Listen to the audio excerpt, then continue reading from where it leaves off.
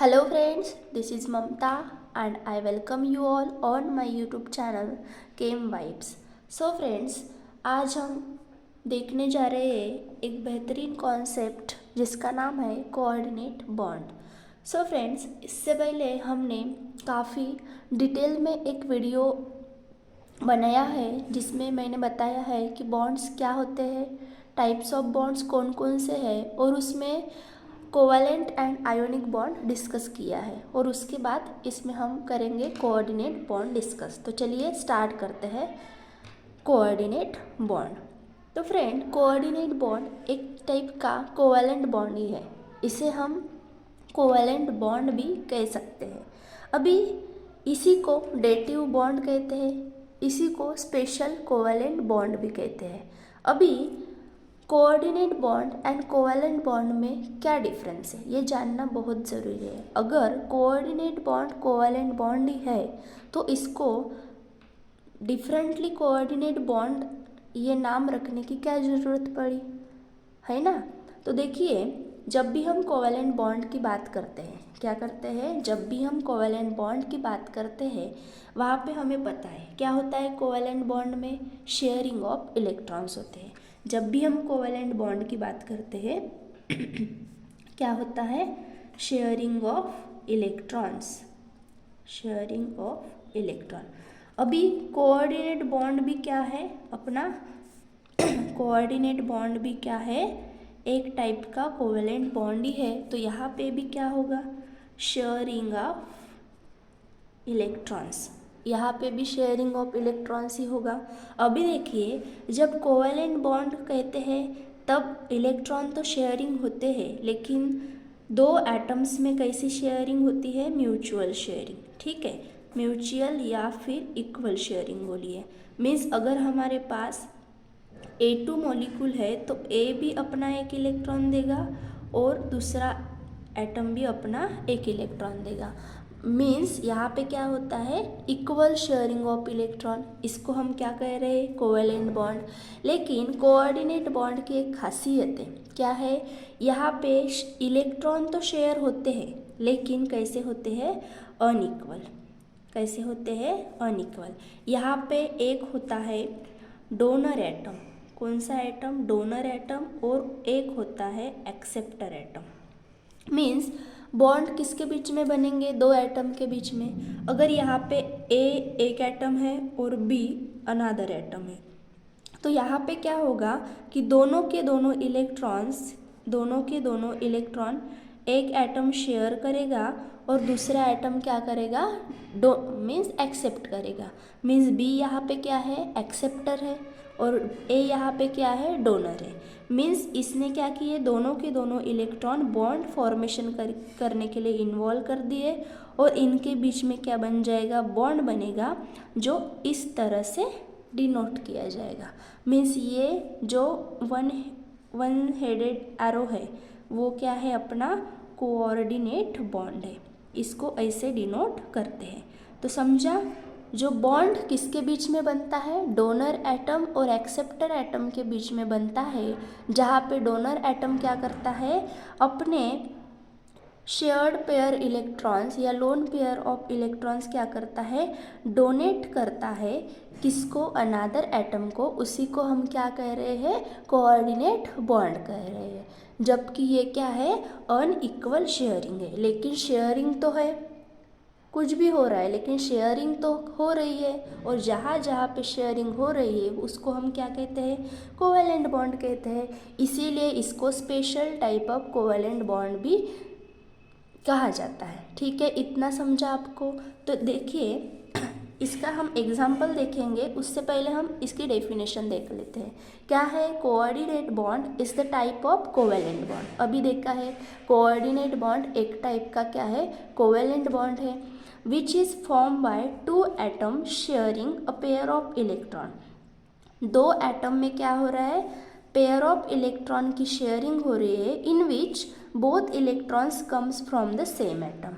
जहाँ पे क्या हो रहा है, दोनों की दोनों इलेक्ट्रॉन कहाँ से आ रहे हैं, एक ही एटम से आ रहा है. जबकि अनदर एटम क्या कर रहा है, उस दोनों के दोनों इलेक्ट्रॉन को एक्सेप्ट कर रहा है.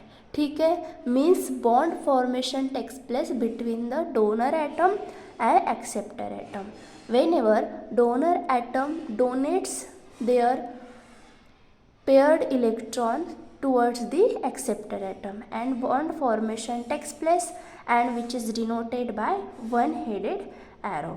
ठीक है, ये हो गया अपना कोऑर्डिनेट बॉन्ड। तो ये पूरा कॉन्सेप्ट हम अभी डिस्कस करेंगे बाय टेकिंग वन एग्जाम्पल।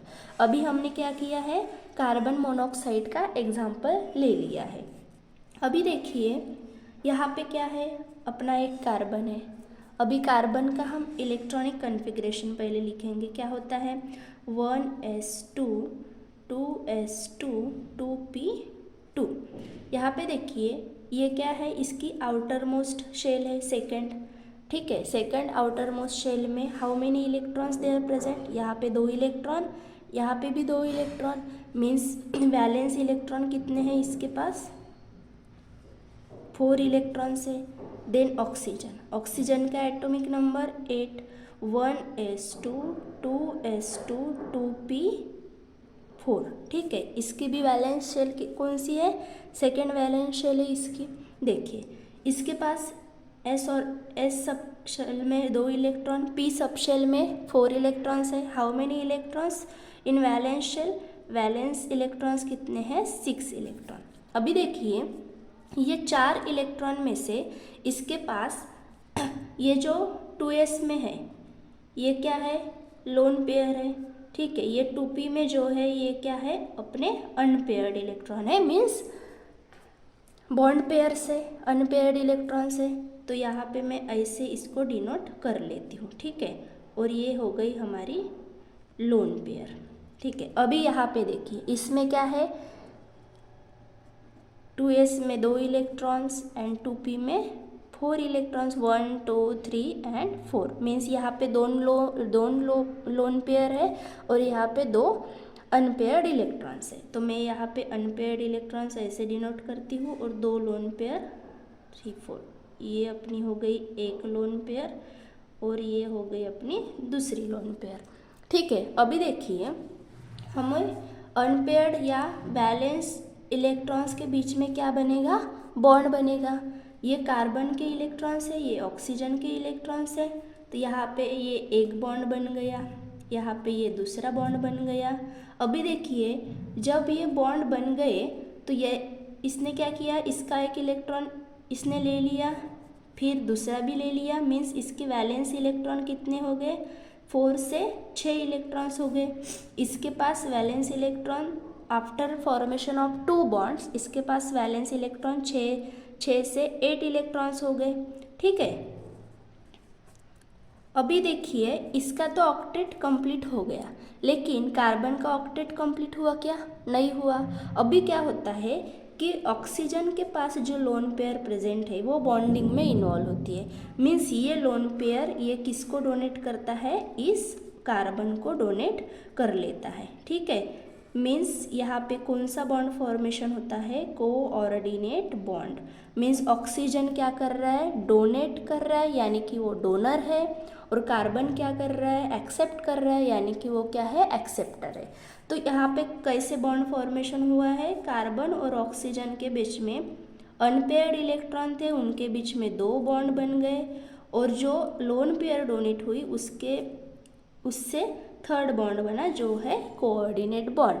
अभी इसके पास एक लोन पेयर है और एक डोनेट हो गई ऑक्सीजन की, और इसके पास एक बची। तो ऐसा है हमारा कार्बन मोनोऑक्साइड का स्ट्रक्चर।